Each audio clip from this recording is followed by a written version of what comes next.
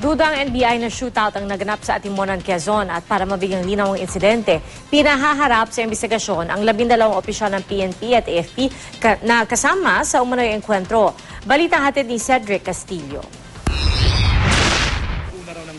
Shootout nga ba o rub-out ang nangyari sa isang checkpoint sa Atimonan, Quezon noong January 6? Sabi ng scene of the crime operatives ng PNP, ang makakasagot nito ang crime scene din. Ang mga piraso ng ebidensya na siyang nagsisilbing piping saksi sa pangyayari, tila isang eyewitness account din.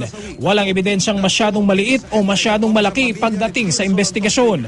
Except for the victims, all physical evidence are treated the same importance. Wearing gloves, mask, hairnet. Yung purpose ng preservation at protection ng crime scene is to preserve the integrity ng mga ebidensya. There is no time requirements for that.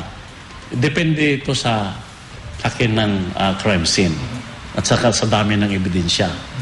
Maraming elemento ang nagpapahirap para masigurong hindi matatamper o makokontaminate ang isang crime scene. Posibleng maraming tao sa lugar o kaya na may magbago ang timpla ng panahon. Pero mapakialaman man daw ang isang crime scene, lalabas at lalabas daw ang ebidensya basta't hahanapin. Dapat, this is the role ito ng mga first responders natin, mga police officers who first arrive at the crime scene. There is still good evidence to be collected at the crime scene. So not only the evidence are contaminated naman or altered, we still process it as kung ano yung nadatnan namin doon, yun yung as is na aming i-process. Ang nangyari sa Atimonan, palaisipan na pilit binubuo ng National Bureau of Investigation, bagaman may duda raw sila sa pahayag na shootout ang naganap. Depende kung anong understanding nyo ng shootout. Kung sabihin mo na pumutok yung isa, sagot yung isa, ibig sabihin kung sa nagbarilan, I doubt. Gayunman, hindi pa raw nila masabi kung maituturing na ambush o rub-out ang nangyari.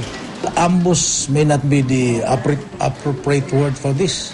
Kasi pag ambush, di ba, yung bigla nilang lalabas, tapos ratratin ka. Pero kung ano man ito sa tatlo, tiyak raw sila na nagpaputok din ng ilan sa 13 nasawi base sa bullet trajectory examination at ilang testigo. Based on our witness and the testimonial evidence that we gathered, parang meron ding nanggagaling sa loob na putok. As to when, anong klaseng putok yun, we are still validating it.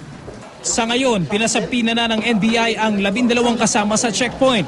Kabilang dyan sina Calabarzon Regional Director James Melad, Major General Alan Luga ng Southern Luzon Command, Police Senior Superintendent Valeriano De Leon na Provincial Director ng Quezon, at Police Superintendent Hansel Marantan na kasalukuyang nagpapagaling sa ospital. Sa isang text message, sinabi ni Marantan na pinayagan niyang makita siya ng mga taga-Commission on Human Rights, SOCO at CIDG. Pinayagan din daw niyang makausap nila ang kanyang doktor. Cedric Castillo, GMA News.